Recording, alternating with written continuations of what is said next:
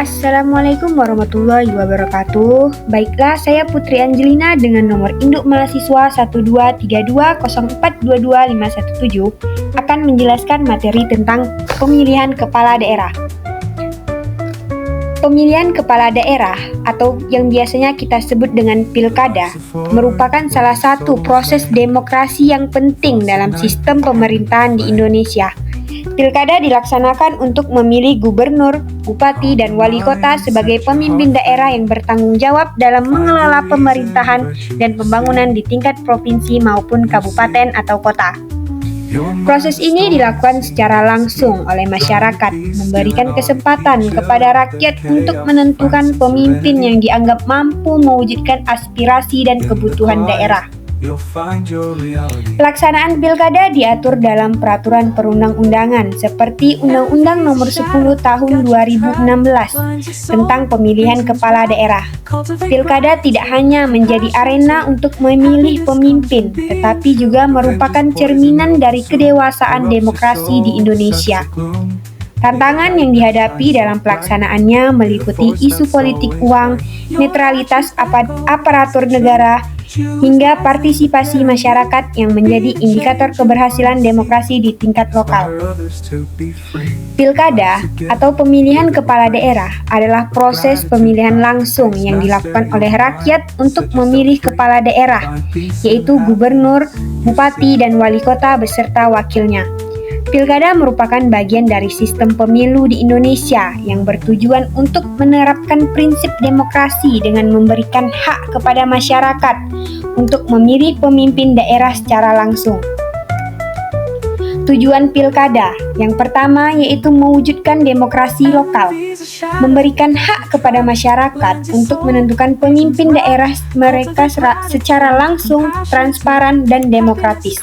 Yang kedua, menjamin akuntabilitas pemimpin. Dengan sistem pemilihan langsung, kepala daerah yang terpilih diharapkan bertanggung jawab langsung kepada rakyat yang memilihnya. Yang ketiga, mendorong partisipasi politik. Pilkada memberikan kesempatan bagi masyarakat untuk berpartisipasi aktif dalam politik, meningkatkan kesadaran mereka akan pentingnya peran politik dalam kehidupan. Yang keempat, meningkatkan kesejahteraan daerah dengan memilih pemimpin yang kompeten dan sesuai dengan kebutuhan daerah.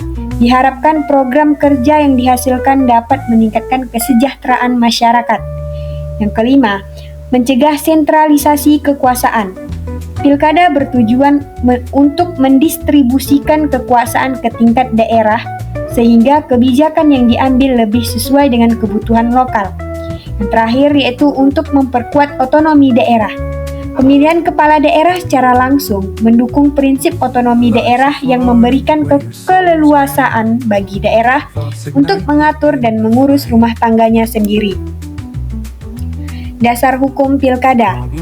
Menurut undang-undang yang mengatur tentang dasar hukum penyelenggaraan pilkada, yang pertama yaitu Undang-Undang Nomor 32 tentang pemerintahan daerah.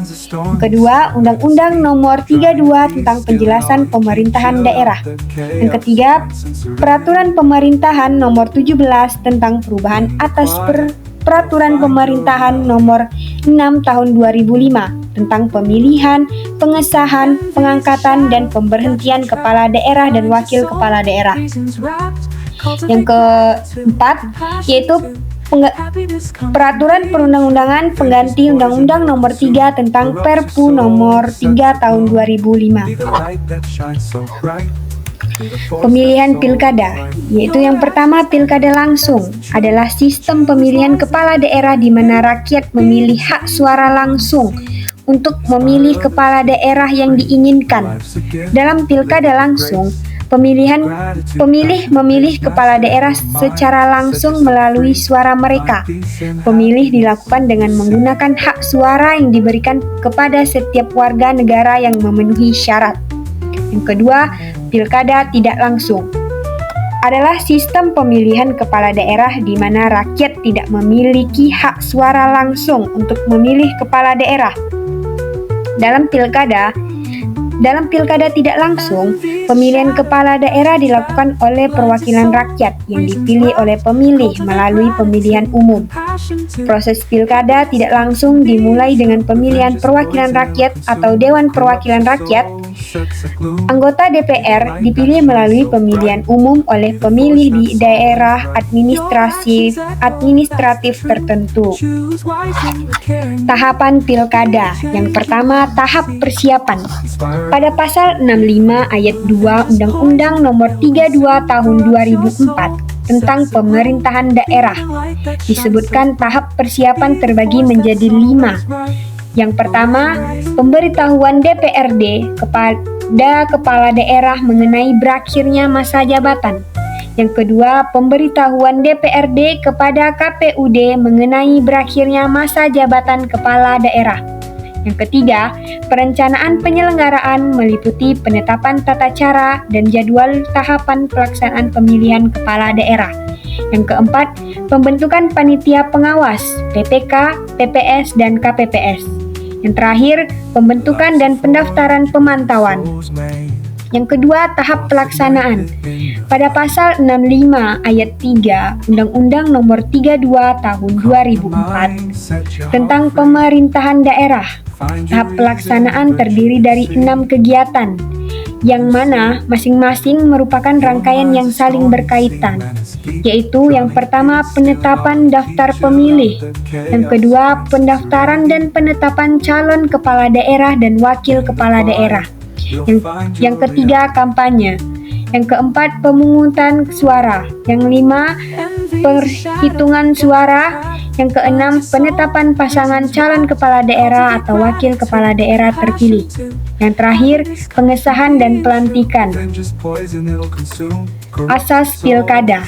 Yang pertama, langsung. Rakyat berperan sebagai pemilih yang mempunyai hak, yaitu memberikan suaranya secara langsung sesuai dengan hati serta tidak memakai perantara. Yang kedua, umum. Asas umum membuat semua warga berhak mengikuti pemilu. Warga yang berhak mengikuti pemilu harus sudah memenuhi persyaratan sesuai dengan undang-undang yang berlaku. Dalam pemilu, tidak ada diskriminasi seperti suku, agama, ras, golongan, jenis kelamin, kedaerahan, pekerjaan, status sosial, dan lain-lain. Yang ketiga, bebas. Rakyat bebas dalam menentukan pilihannya. Tidak ada paksaan dari siapapun. Setiap warga negara akan dijamin keamanannya. Yang keempat, rahasia. Suara dari pemilih akan dijamin kerahasiaannya. Yang kelima, jujur. Dalam pelaksanaan pemilu, baik penyelenggaraan pemilu, aparat pemerintah, peserta pemilu, pengawas pemilu, pemilu dilaksanakan secara jujur sesuai dengan peraturan perundang-undangan. Yang keenam, adil. Setiap pemilu dan orang yang dipilih mendapatkan peralatan yang sama dan pasti terbebas dari curang pihak manapun. Tantangan dalam pilkada. Yang pertama, politik uang dan kecurangan. Praktik politik uang masih menjadi masalah besar dalam pilkada. Hal ini tidak hanya mencederai nilai demokrasi, tetapi juga mendorong munculnya pemimpin yang tidak kompeten, karena terpilih bukan berdasarkan kemampuan, melainkan karena pengaruh finansial. Yang kedua, rendahnya partisipasi masyarakat. Tingkat partisipasi yang rendah sering disebabkan oleh apatisme politik, kurangnya edukasi politik, atau ketidakpercayaan masyarakat terhadap proses dan hasil pemilu.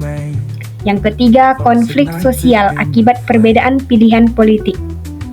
Perbedaan pilihan politik sering memicu konflik sosial di tingkat masyarakat, seperti ketegangan antar individu atau kelompok yang dapat memecah persatuan. Yang keempat, masalah teknis seperti distribusi logistik. Logistik pemilu seperti surat suara, alat pemilu, atau distribusi petugas seringkali tidak optimal, yang menyebabkan keterlambatan atau kendala lain di hari pemilihan. solusi, dan harapan. Yang pertama, edukasi politik kepada masyarakat. Memberikan pemahaman kepada masyarakat mengenai pentingnya menggunakan hak pilih dengan bijak, memahami kandidat, serta konsekuensi dari praktik politik uang. Edukasi ini bisa dilakukan melalui media, lembaga pendidikan, atau kegiatan masyarakat. Yang kedua, penegakan hukum untuk pelanggaran pilkada. Penegakan hukum yang tegas terhadap pelaku pelanggaran seperti politik uang atau kecurangan harus diutamakan. Ini memberikan efek jera dan memperkuat kepercayaan masyarakat terhadap proses pilkada. Yang ketiga, penguatan transparansi dan akuntabilitas KPU. Komisi Pemilihan Umum harus menunjukkan kinerja yang transparan, mulai dari proses pendaftaran, pemungutan suara, hingga perhitungan. Dengan akuntabilitas yang jelas, potensi kecurangan dapat diminimalkan. Yang keempat, pemanfaatan teknologi untuk sistem pemilu yang efisien. Teknologi seperti e-voting atau pemantauan digital dapat meningkatkan efisiensi dan keakuratan proses pemilu. Selain itu, teknologi juga dapat membantu mengurangi kendala teknis seperti distribusi logistik dan penghitung manual.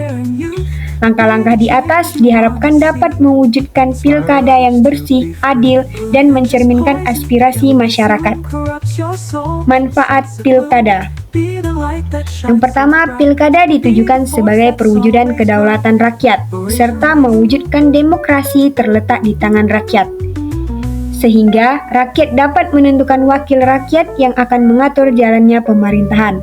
Yang kedua, pilkada dijadikan sebagai sarana untuk membentuk perwakilan politik, sehingga rakyat dapat memilih wakil yang bisa dipercaya, serta bisa mewakili aspirasi dan kepentingan rakyat yang memilihnya. Semakin tinggi kualitas pemilu, maka akan semakin baik juga kualitas para wakil rakyatnya. Yang ketiga, pilkada dijadikan sebagai sarana guna melakukan pergantian pemimpin yang konstitusional. Pilkada diadakan untuk mewujudkan reformasi pemerintahan.